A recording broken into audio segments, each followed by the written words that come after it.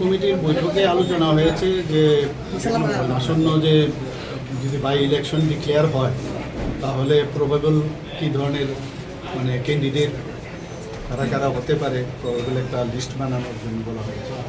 সেই বিষয়ে আলোচনা হয়েছে, অনেকগুলো প্রার্থীর নাম আজকে এখানে আলোচনা হয়েছে এবং যখন ডিক্লেয়ার হবে ইলেকশন কমিশন থেকে তো ডিক্লেয়ার হবে এটা, যখন এটা তো সেন্ট্রাল ইলেকশন কমিটির থেকে হয়।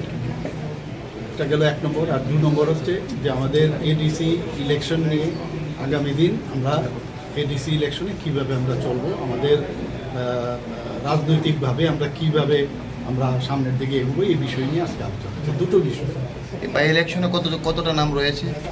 না, এখন অবধি তো অনেকগুলো নাম তো অনেকেই মানে এসছে, এগুলো আমাদের তো যা সিস্টেম আছে তো তার মধ্যে আমরা লিস্ট আমরা দিল্লিতে পাঠাবো, আমাদের পদ্ধতি আছে, সেই লিস্ট অনুসারে সেখান থেকে ডিসিশন হয়ে তখন ডিক্লেয়ার হয়। এডিসি থেকে বিজেপি একই লড়ছে না মথার সাথে কোনো জোট? না, এডিসির মধ্যে তো আমরা তো এখনও মথা বা আইপিএফটি কিন্তু আমাদের অ্যালায়েন্স পার্টনার, যে এখানের মধ্যে বিভ্রান্তির কিছু বিষয়। এখন অ্যালায়েন্স পার্টনারের সাথে আমরা একসাথে আমরা ইলেকশন লড়বো কি লড়বো না সেটা তো পরের বিষয়, কিন্তু দে আর আওয়ার অ্যালায়েন্স পার্টনার। আমরা তো আমি তো বারবার বলছি আমরা 28টাতে আমরা বলেছি, কিন্তু 28টাতে আমরা ইলেকশন লড়বো, পরে বাকি আমাদের কেন্দ্রীয় নেতৃত্ব যেভাবে ডিসিশন নেবে, but they are all our alliance partner.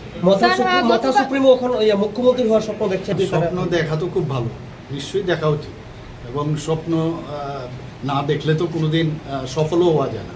তো ওটা তো ওনার কথা, এখানে আমি কি বক্তব্য রাখবো, আমার কমেন্ট না দেওয়াটাই ভালো। স্যার, এবার এডিসিতে যদি মথা যার এখন তো গণতন্ত্রতে সব কিছুই বলা যায়, যেটা আগে কিন্তু আমরা শুনিনি। সেই গণতন্ত্র আমি বারবার বলছি, ওদের কাছে এখন গণতন্ত্র বুকের বাতাস। আগে যখন কমিউনিস্ট পার্টি ছিল তাদের দেখাও যায়নি, তখন কিন্তু সেই গণতন্ত্রের বাতাসও ছিল। मिनिस्टर है और एमएलए है वो बीजेपी ज्वाइन करने वाले, क्या इसमें कितना सच्चाई है? ऐसा तो कोई आज तक बात नहीं हुआ, मैं भी देखा तो ये तो कभी भी कुछ भी आजकल क्या क्या लिखते रहते हैं, लेकिन ऐसा कुछ नहीं है। ऐसा मैं समझता हूँ ये र्यूमर है। Thank you.